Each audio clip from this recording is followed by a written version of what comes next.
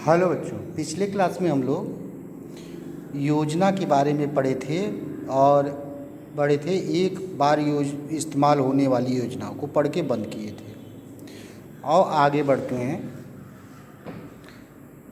एक बार इस्तेमाल होने वाली योजना की विशेषता।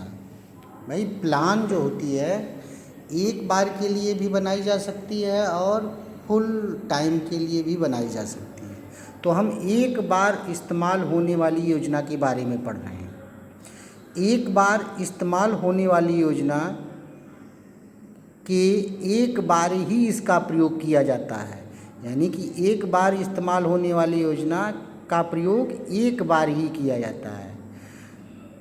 विशेष परिस्थितियों में मांग को पूरा करने के लिए इसका इस्तेमाल करते हैं, यानी कि परिस्थिति अगर डिमांड ज़्यादा है तो हम इस प्रकार की योजनाओं को इस्तेमाल करते हैं, ठीक है ना।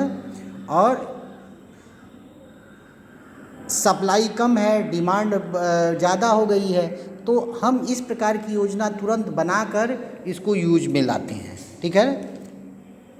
तीसरा, जब परिस्थितियाँ, ठीक है, योजना के बाहर हो तो इसे छोड़ दिया जाता है, ठीक ना। मतलब ये हमारे बजट के बाहर हो, ठीक ना। जब परिस्थिति बजट के बाहर हो तो इन्हें छोड़ दिया जाता है, यानी कि हमारे बजट में न हो, हमारे फाइनेंशियल कैपेसिटी में न हो, ठीक ना। हम उसको लागू करने की परिस्थिति में न हो, ताकि इसमें बहुत ज़्यादा एक्सपेंसेस होगा, तब इसको हम छोड़ देते हैं, ठीक ना। हमेशा नई परिस्थितियों के अनुसार ही नई योजना बनाई जाती है, यानी कि जो एक बार योजना जो बनाई जाती है हर परिस्थिति के अनुसार अलग अलग तरीके से बनाई जाती है, ठीक है ना। अब चलें दूसरे प्रकार की जारी योजना। आज हम लोग के दूसरे प्रकार की योजना को डिस्कस करेंगे, जारी योजना। इस योजना को दोबारा इस्तेमाल होने वाले योजना के तौर भी जाना जाता है। इन्हें लागू तो एक बार किया जाता है, लेकिन इसकी प्रासंगिकता कई वर्षों के बराबर होती है। समय समय पर इन योजनाओं में कुछ संशोधन भी किए जाते हैं और अज्ञात चीज़ों को भी इसमें शामिल किया जाता है। जो जारी योजना होती है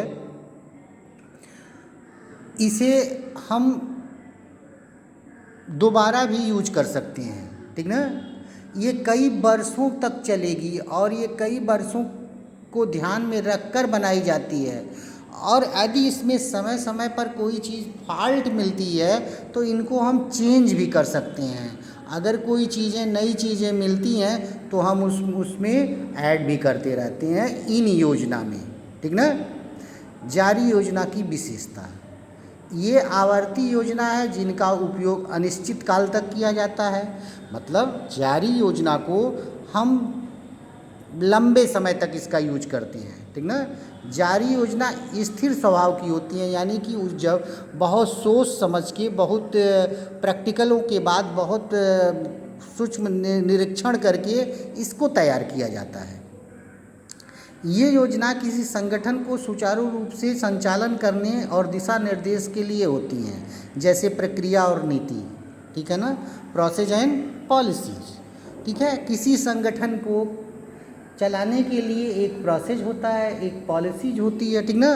तो उसको दिशा निर्देश के लिए ये जारी योजना बनाई जाती है, ठीक है। आगे चलते हैं बेटा। योजनाओं के प्रकार। नियोजन एक व्यापक कार्य है, मतलब, ठीक है, परवेशिव, व्यापक, हर जगह लागू होने वाला। नियोजन ये नहीं है कि केवल व्यवसायिक क्रियाओं में लागू। प्लान को तो हम अपने लाइफ में भी ला सकते हैं, ठीक ना। नियोजन एक व्यापक कार्य है जिसका अर्थ है कि केवल उच्च स्तर प्रबंधक नहीं करता, केवल टॉप लेवल मैनेजमेंट ही इसको नहीं करता। उच्च स्तर प्रबंधक द्वारा निर्मित योजना मध्य और निम्न स्तर के प्रबंधक द्वारा निर्मित योजनाओं से भिन्न हो सकती हैं, अलग अलग। यानी कि मैनेजमेंट के 3 लेयर, स्तर, टॉप, मिडिल, लो, ठीक है। तीनों की योजना अलग अलग होती है, क्योंकि तीनों का काम अलग अलग होता है। टॉप का क्या काम है? पॉलिसीज़ तैयार करना, ठीक है। मिडिल का क्या काम है? वर्क को करवाना। लो का काम क्या है? वर्क को करना। मतलब रफली आइडिया यही है कि इन योजना को, तो तीनों की योजना अलग अलग बनाई जाती है, तीनों अपने लिए योजना को अलग अलग तरीके से बनाती हैं, ठीक ना। विभिन्न स्तरों पर प्रबंधक द्वारा निर्मित सामान्य योजनाएं निम्न प्रकार की होती हैं। भाई जब योजना हम तैयार करते हैं तो योजना का पहले प्रारूप तैयार कर लेते हैं, यानी कि उस योजना का कुछ ऑब्जेक्ट होना चाहिए, उद्देश्य होना चाहिए, व्यू रचना, स्ट्रेटजी होनी चाहिए इनकी, ठीक ना। तीसरा पॉलिसीज होनी चाहिए, नीतियाँ इनकी, ठीक है, ठीक है। कार्य विधियाँ, नियम, रूल, कार्यक्रम, पद्धतियाँ और बजट, यानी कि योजना इतने प्रकार की से हम इसको डिफाइन कर सकते हैं, ठीक ना। उद्देश्य, व्यू रचना, नीति, कार्यविधियाँ, नियम, कार्यक्रम, पद्धतियाँ और बजट, ठीक है ना। आशा है कि बेटा वीडियो समझ में आई होगी, समझ में आएगी तो कमेंट ज़रूर करना। Thank you.